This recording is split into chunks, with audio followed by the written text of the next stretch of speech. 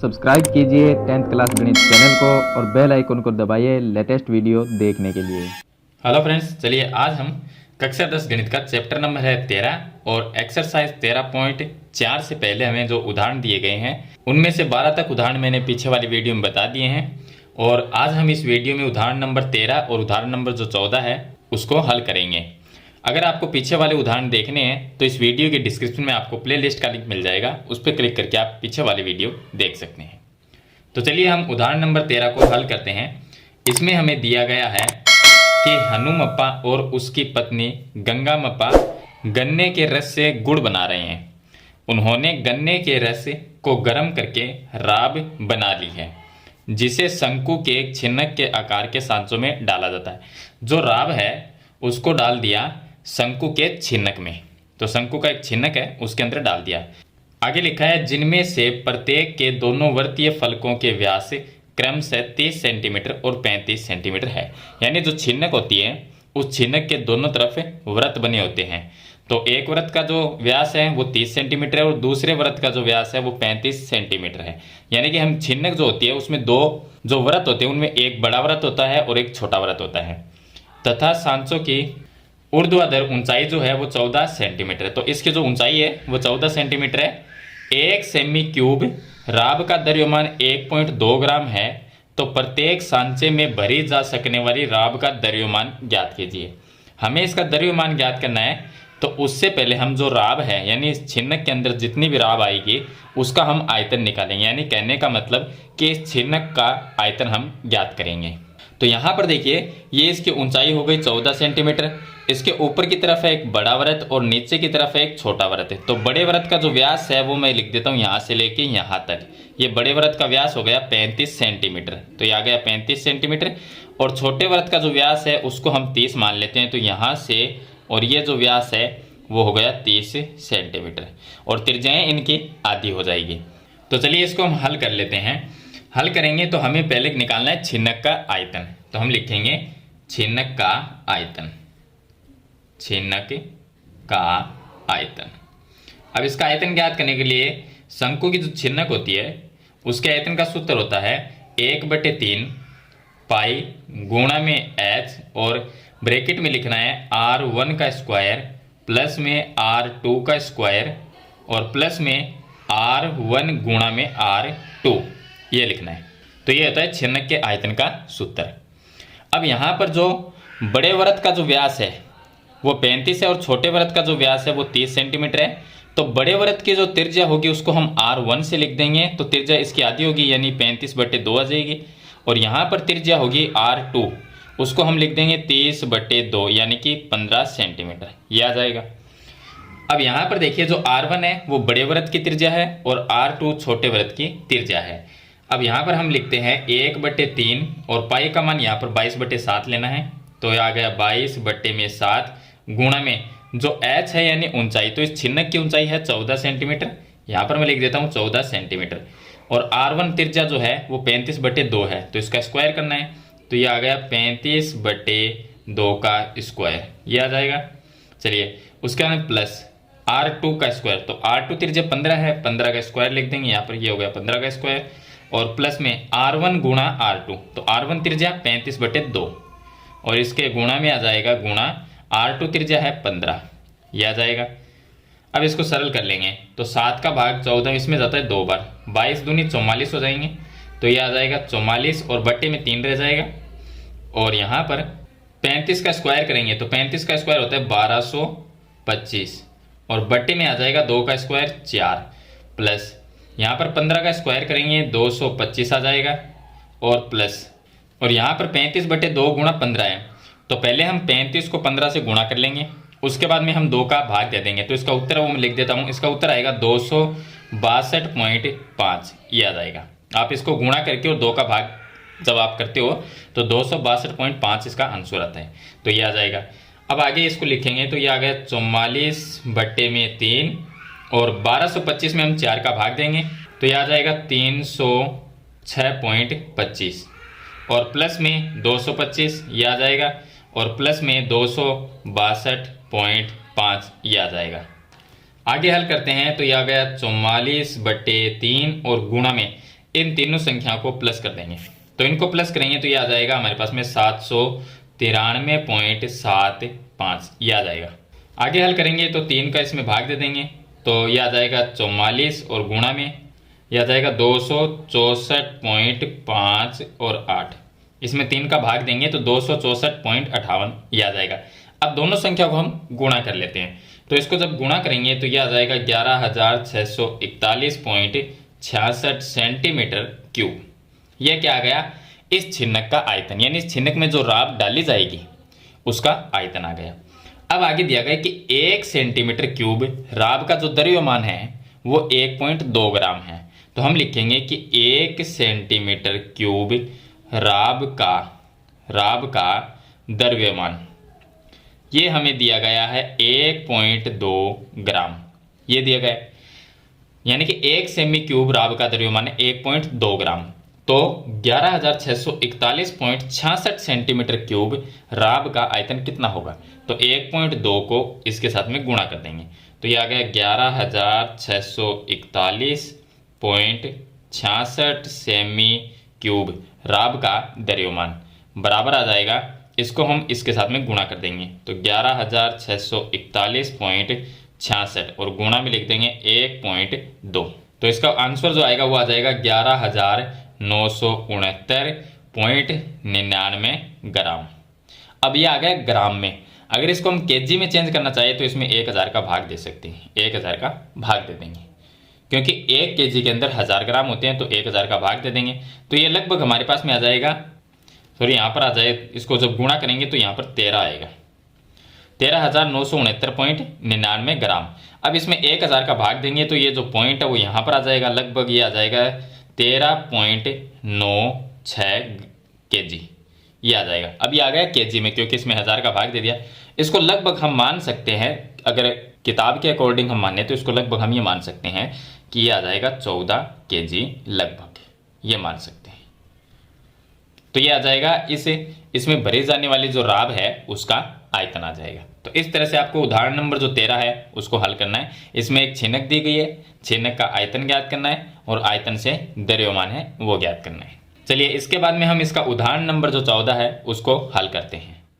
अब देखिए इसका उदाहरण नंबर जो 14 है, इसमें दिया गया है कि धातु से बनी एक खुली बाल्टी, ये धातु से बनी बाल्टी है, शंकु के एक छिन्नक के आकार की है। अब ये शंकु के एक छिन्नक के आकार की है क्योंकि इसके ऊपर भी यहाँ पर एक वृत्त है और एक नीचे वृत्त है, छिन्नक के आकार की है जो उसी धातु के बने एक खोखले बेलनाकार आधार पर आरोपित है।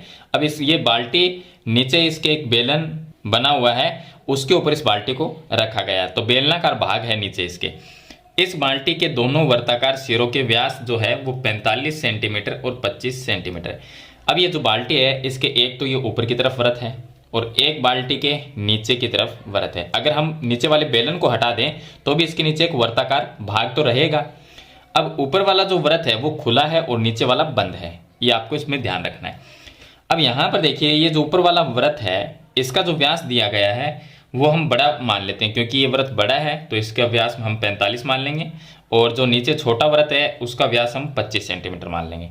तो इसका जो व्यास है वो आ गया 45 सेंटीमीटर और नीचे वाला जो है इसका आ गया 25 सेंटीमीटर, ये व्यास है। तो त्रिज्या कितनी हो जाएगी, इसकी जो त्रिज्या होगी मैं यहाँ पर लिख देता हूँ, बड़े वृत्त की त्रिज्या, बड़े वृत्त की त्रिज्या, बड़े वृत्त की जो त्रिज्या है उसको हम R1 से मान लेते हैं। तो R1 बराबर ये आ गया 45/2 सेंटीमीटर और छोटे वृत्त की जो त्रिज्या है वो आ गई 25/2 हो जाएगी।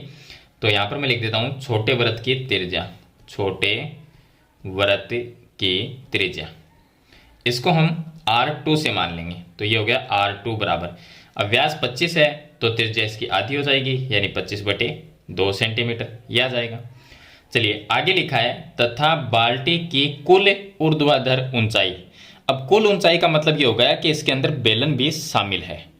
तो कुल ऊंचाई जो है वो 40 सेंटीमीटर है। तो मैं यहाँ पर लिख देता हूँ जो इसकी कुल ऊंचाई है, बाल्टी की कुल ऊंचाई वो दी गई है 40 सेंटीमीटर, ये इसकी कुल ऊंचाई है। बेलनाकार आधार की ऊंचाई 6 सेंटीमीटर है। जो नीचे जो बेलन है उसकी ऊंचाई यहाँ से यहाँ तक, ये जो ऊंचाई है वो 6 सेंटीमीटर है, ये आ गई 6 सेंटीमीटर, और ये कुल ऊंचाई है वो है 40 सेंटीमीटर। तो जो छिन्नक है उसकी ऊंचाई कितनी रहेगी, तो नीचे वाले जो बेलन है 40 ये पूरी है, उसमें से नीचे वाला जो बेलनाकार भाग है इसका, उसकी ऊंचाई को माइनस कर देंगे यानी 6 को, तो 40 माइनस 6 होगा, तो यहाँ पर 34 यानी 34 रह जाएगा। तो छिन्नक की ऊंचाई 34 होगी। तो यहाँ पर मैं लिख देता हूँ छिन्नक की ऊंचाई, छिन्नक की ऊंचाई, छिन्नक की जो ऊंचाई होगी वो 40 माइनस 6 बराबर होगी 34 सेंटीमीटर, ये आ जाएगी। अब यहाँ पर जो बेलनाकार भाग है इसका, इसकी जो ऊंचाई है, तो मैं यहाँ पर लिख देता हूँ बेलनाकार आधार की ऊंचाई, ये हमें दी गई है 6 सेंटीमीटर। अब ये लिख दिया। अब आगे लिखा है कि इस बाल्टी को बनाने में प्रयुक्त धातु की चादर का क्षेत्रफल ज्ञात करिए। इस बाल्टी को बनाने में कितनी चादर लगी है उसका क्षेत्र, यानी कि वक्र पृष्ठ ज्ञात करना है, वक्र पृष्ठीय क्षेत्रफल, जबकि हम बाल्टी की मुठ्ठी या हत्थे को इसमें सम्मिलित नहीं करें। ये जो ऊपर का हत्था है इसको इसमें शामिल नहीं किया गया है, तो ना तो इसका कोई क्षेत्रफल निकलेगा, ना कोई वक्र पृष्ठीय, ना कोई आयतन होता है, तो इसको शामिल नहीं किया गया। बाकी जो बाल्टी रह गई है उसका वक्र पृष्ठीय क्षेत्रफल ज्ञात करना है, इसका मतलब चादर का क्षेत्रफल होगा। सम्मिलित नहीं कर रहे हैं, साथ ही उस पानी का आयतन ज्ञात कीजिए जो इस बाल्टी में धारण कर सकता है, यानी कि हमें जो ये छिन्नक है इसका आयतन भी ज्ञात करना है, क्योंकि पानी किसके अंदर आएगा, ये जो बाल्टी है इसके, और बाल्टी कैसी है, छिन्नक के जैसी। अब नीचे वाला जो भाग है ये जो भाग है बेलनाकार, इसमें तो पानी आएगा नहीं क्योंकि इसके ऊपर तो ये रखी हुई है, तो ये अलग कर देंगे तो ये छिन्नक ही रहेगी, और छिन्नक में ही पानी डल सकता है। इसका मतलब हमें छिन्नक का आयतन भी ज्ञात करना होगा। तो पहले हम इसका सब पूरी जो बाल्टी है इसमें कितनी चादर लगी है, यानी पूरे का वक्र पृष्ठीय क्षेत्रफल ज्ञात करेंगे। तो सभी चीज़ जो हमें दी गई है वो मैंने यहाँ पर लिख दी है। अब बात करते हैं कि इसमें कितनी चादर लगी है, तो यानी कि चादर का क्षेत्रफल, तो मैं यहाँ पर लिख देता हूँ चादर का क्षेत्रफल। अब जो चादर का जो क्षेत्रफल वो निकलेगा किस तरह से, तो देखिए हम इसको समझते हैं। ये बाल्टी है और ये बाल्टी का ऊपर का भाग है, अगर इस नीचे वाले बेलनाकार आधार को छोड़ दें तो ये है छिन्नक, तो छिन्नक का वक्र पृष्ठीय क्षेत्रफल। तो पहले हम निकालते हैं छिन्नक का वक्र पृष्ठीय क्षेत्रफल। चलिए मैं यहाँ पर लिख देता हूँ छिन्नक का वक्र पृष्ठीय क्षेत्रफल, एक तो ये आ जाएगा प्लस। अब जो छिन्नक है हमें क्या करना है, चादर का क्षेत्रफल निकालना है।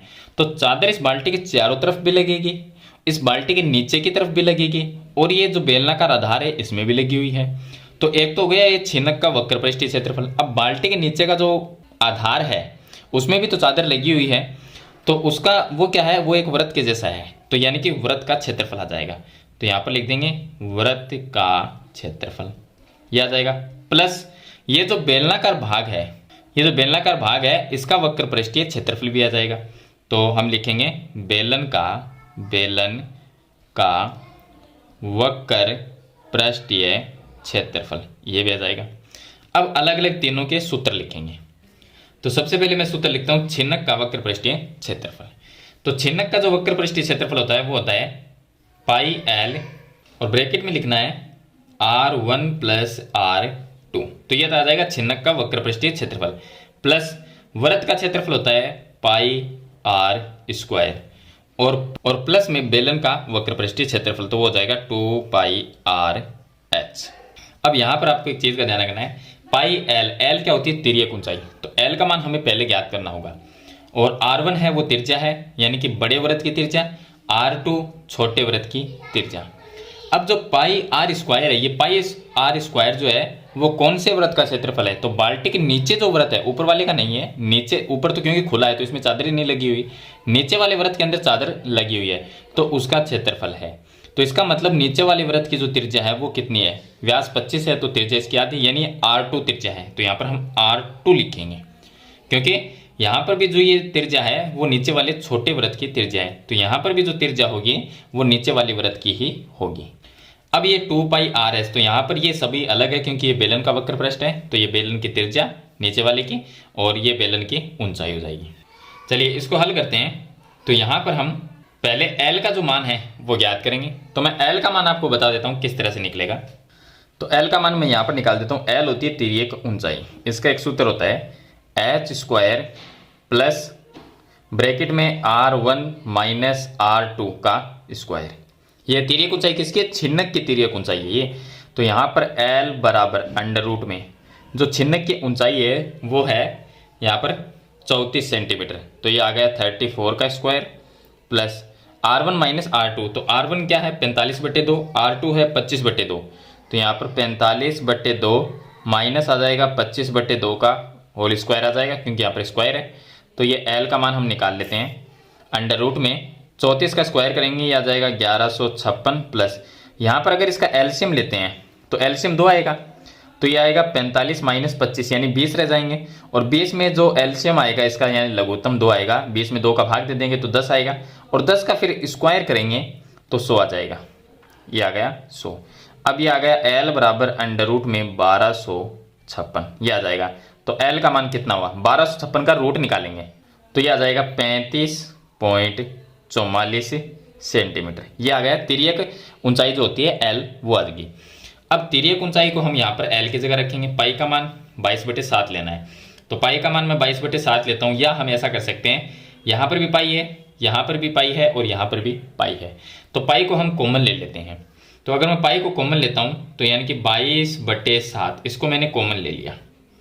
तो ब्रैकेट में क्या एल का मान 35.44 ये आ गया 35.44 और ब्रैकेट में R1 प्लस R2, R1 जो है 45/2 और प्लस R2 है 25/2 ये आ जाएगा। और प्लस पाई को हमने कॉमन ले लिया तो R2 जो त्रिज्या है उसका स्क्वायर करना है। R2 त्रिज्या कितनी है? 25/2 या 25/2 का स्क्वायर और प्लस यहाँ पर 2 पाई RS, तो 2 की जगह 2 रह जाएगा। पाई हमने कॉमन ले लिया तो R का मान कितना है? अब जो ये त्रिज्या होगी वो कहाँ से लेके आए? ये जो त्रिज्या यानी कि बेलन का वक्र पृष्ठ, अब ये बेलन है तो इसके नीचे ये वृत्त बना हुआ है, यहाँ पर ये वृत्त होगा और यहाँ पर जो वृत्त है उसका व्यास 25 सेंटीमीटर ही होगा, क्योंकि वृत्त तो चाहे छिन्नक का हो या नीचे वाले बेलनाकार आधार का हो तो व्यास बराबर रहेगा, क्योंकि नीचे का जो आधार है वो बराबर है, जो वृत्त है वो बराबर है। तो व्यास 25 सेंटीमीटर होगा तो त्रिज्या इसकी आधी यानी 25/2 आ जाएगा। तो यहाँ पर ये R की जगह लिखना है 25/2 और गुणा में ऊंचाई। ये जो बेलनाकार आधार है इसकी ऊंचाई 6 सेंटीमीटर है, यहाँ पर लिखा हुआ है जो बेलनाकार आधार की ऊंचाई है वो 6 सेंटीमीटर, तो इसके गुणा में 6 लिख देंगे। चलिए अब देखिए 2 का भाग इसमें चला जाएगा यानी 2 से 2 कट जाएगा, 25 को हम 6 से गुणा कर लेंगे। तो चलिए आगे हल करते हैं। तो ये आ गया 22/7 और ब्रैकेट में आ गए ये 35.44 और गुणा में यहाँ पर देखिए इसका एलसीएम लेंगे तो एलसीएम आएगा इसका 2 ये आ जाएगा और 45 प्लस 25 ये 70 हो जाएंगे। तो ये आ गया 70/2 आएगा यानी 70/2 का मतलब 35 हो जाएगा। प्लस 25 का स्क्वायर करेंगे ये आ गया 625/2 का स्क्वायर करेंगे ये आ जाएगा 4 और प्लस 25 को 6 से गुणा कर देते हैं तो ये आ जाएगा 150। अब आगे इसको हल करते हैं। तो चलिए मैं यहाँ पर बता देता हूँ आगे 22/7 ये आ जाएगा और ब्रैकेट में ये आ गया देखिए 70/2 का मतलब होता है 35 और 35 को हम 35.44 से गुणा कर लेंगे तो ये आ जाएगा 1240.4 और प्लस और आगे है 625/4 तो 625 में 4 का भाग देंगे तो ये आ जाएगा 156.25 और प्लस में आ गया 150। अब इन तीनों संख्या को प्लस कर लेंगे और 22/7 से गुणा कर देंगे तो ये आ गया 22/7 गुणा 1546.65। अब इसमें दे देंगे हम 7 का भाग तो ये आ जाएगा 22 गुणा में 7 का इसमें भाग देंगे तो ये आ जाएगा 220.95 और इनको गुणा करेंगे 22 को गुणा करेंगे 220.95 से तो ये आ जाएगा 4860.9 सेंटीमीटर स्क्वायर। क्योंकि स्क्वायर इसलिए लगा क्योंकि ये वक्र पृष्ठीय क्षेत्रफल स्क्वायर में आता है और आयतन हमेशा क्यूब में आता है। तो 4860.9 सेंटीमीटर स्क्वायर ये इसका वक्र पृष्ठीय क्षेत्रफल आ जाएगा। इसका मतलब इसमें कितनी चादर का क्षेत्रफल है वो होगा, तो चादर का ये क्षेत्रफल हो जाएगा। इसकी थोड़ी सी कैलकुलेशन है वो थोड़ी सी हार्ड है इस क्वेश्चन की। चलिए इसके बाद में हम ज्ञात करते हैं। हमने चादर का क्षेत्रफल ज्ञात कर लिया, जबकि हम बाल्टी के मुठिया यानी हत्थे को सम्मिलित नहीं कर रहे हैं। साथ ही उस पानी का आयतन ज्ञात कीजिए जो इस बाल्टी में धारण कर सकता है। अब ये आयतन हमें उस पानी का ज्ञात करना है तो पानी किसके अंदर डलेगा? इस बाल्टी के अंदर। बाल्टी कैसी है? छिन्नक के जैसी, यानी कि हमें ज्ञात करना है छिन्नक का आयतन। तो हम इस छिन्नक का आयतन है वो ज्ञात करते हैं। अब देखिए यहाँ पर हम छिन्नक का जो आयतन है वो ज्ञात करते हैं, यानी कि बाल्टी में आ सकने वाले पानी का आयतन। तो यहाँ पर हमें लिखना है बाल्टी में आ सकने वाले पानी का आयतन, पानी का आयतन, यानी उस पानी का आयतन ज्ञात करना है जो इस बाल्टी में आ सकता है, यानी कि धारिता ज्ञात करनी है। अब यहाँ पर देखिए, इस पानी का आयतन का मतलब हो गया कि छिन्नक का आयतन। अब छिन्नक के आयतन का जो सूत्र होता है वो होता है 1/3 पाई गुणा में h, ब्रैकेट में लिखना है R1 का स्क्वायर, प्लस में आ जाएगा R2 का स्क्वायर और प्लस में R1 गुणा R2 ये आ जाएगा। अब हल करते हैं तो 1/3 का 1/3, पाई का मान 22/7, h जो h क्या है यहाँ पर, ये जो छिन्नक है इसकी ऊंचाई है, तो छिन्नक की ऊंचाई है वो है 34। तो यहाँ पर मैं लिखी छिन्नक की ऊंचाई है 34 सेंटीमीटर, तो मैं यहाँ पर लिख देता हूँ 34। और ये जो ब्रैकेट है इसमें R1 जो है वो 45/2 है, तो यहाँ पर आ जाएगा 45/2 का होल स्क्वायर, 45/2 का स्क्वायर कर देंगे, प्लस R2 त्रिज्या का स्क्वायर, तो R2 है 25/2, तो ये आ गया 25/2 का स्क्वायर, प्लस R1 गुणा R2, R1 त्रिज्या है 45/2 और गुणा R2 त्रिज्या है 25/2, ये आ जाएगा। अब इसको हम हल कर लेंगे तो ये आ जाएगा, देखिए 34 को मैं 1 से गुणा कर देता हूँ, तो ये 22/7 को पहले लिख देता हूँ और 1/3 को 34 से गुणा करेंगे तो ये आ जाएगा 34/3, ये आ जाएगा। अब 45 का स्क्वायर कर लेंगे तो ये आ जाएगा 2025, बटे में 2 का स्क्वायर करेंगे तो ये आ जाएगा 4, प्लस 25 का स्क्वायर करेंगे तो ये आ जाएगा 625 और बटे में आ गया 2, और प्लस 45 को 25 से गुणा करते हैं तो ये आ जाएगा 1125, बटे 2 को 2 से गुणा करेंगे तो ये आ गया 4। अब यहाँ पर 22/7 का 22/7 आ जाएगा, गुणा ये आ गया 34/3 और ब्रैकेट में 2025 में हम 4 का भाग देंगे तो ये आ जाएगा 506.25, प्लस 625 में 2 का भाग देंगे तो ये आ जाएगा 312.5, प्लस और 1125 में 4 का भाग देंगे तो ये आ जाएगा 281.25, ये आ जाएगा। अब तीनों संख्या को प्लस कर लेंगे इनको, तो ये आ जाएगा 22/7 गुणा 34/3 और गुणा में इनको प्लस करेंगे तो ये आ जाएंगे 1100। अब आगे इसको हल करेंगे तो 22 गुणा 34 गुणा 1100 सभी को हम गुणा कर लेंगे एक साथ, तो ये आ जाएगा 8,22,800, ये आ जाएगा। और बट्टे में 7 तेरे 21, तो इसमें हम 21 का भाग दे देंगे। यहाँ पर देखिए इसकी कैलकुलेशन में थोड़ी सी प्रॉब्लम हो गई, क्योंकि यहाँ पर मिस्टेक हो गई। 25/2 का स्क्वायर करना था, तो 25 का स्क्वायर 625 और 2 का स्क्वायर आता 4 यहाँ पर, तो ये 4 हो जाता है। अब यहाँ पर हम इसमें 625 में 4 का भाग देंगे तो ये आ जाएगा 156.25। अब हम तीनों संख्या को प्लस करेंगे तो यहाँ से इसको हम काट देते हैं और यहाँ से इसको भी हम काट देते हैं। तो देखिए चलिए मैं यहाँ पर बता देता हूँ आगे। तो ये आ गया 22/7, 22/7 ये आ जाएगा, और गुणा में यहाँ पर 34/3 ये आ जाएगा। गुणा में इन तीनों संख्या को हम प्लस करेंगे तो ये आ जाएगा 943.75। अब यहाँ पर आप ऐसा करो कि इन तीनों संख्या को गुणा करके और लास्ट में किसका भाग दे दो। तो इसमें जब भाग देंगे, कैलकुलेशन मैंने पहले कर ली इसकी, तो इसमें आप भाग दोगे तो ये आ जाएगा 33,615.48 सेंटीमीटर क्यूब, ये आ जाएगा हमारे पास में आयतन। और ये जो आयतन है वो बाल्टी में कितने पानी आ सकता है उसका आयतन है। तो बाल्टी में आ सकने वाले पानी का आयतन हो जाएगा 33,615.48 सेंटीमीटर क्यूब। तो इस तरह से आपको ये आयतन है वो ज्ञात करना है।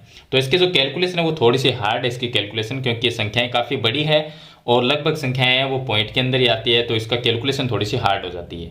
तो इसलिए मैंने सभी जो कैलकुलेशन है वो पहले कर ली थी ताकि वीडियो काफ़ी लंबी ना हो। तो इस वीडियो में मैंने आपको उदाहरण नंबर 13 और उदाहरण नंबर 14 दो उदाहरण बता दिए हैं। आई होप ये क्वेश्चन आपको अच्छी तरह समझ में आ गए होंगे। फिर भी आपका कोई सवाल या सुझाव है तो मुझे कमेंट बॉक्स में ज़रूर लिखना। तो आज की वीडियो में इतना ही, मिलते हैं एक नई वीडियो के साथ, तब तक के लिए थैंक यू।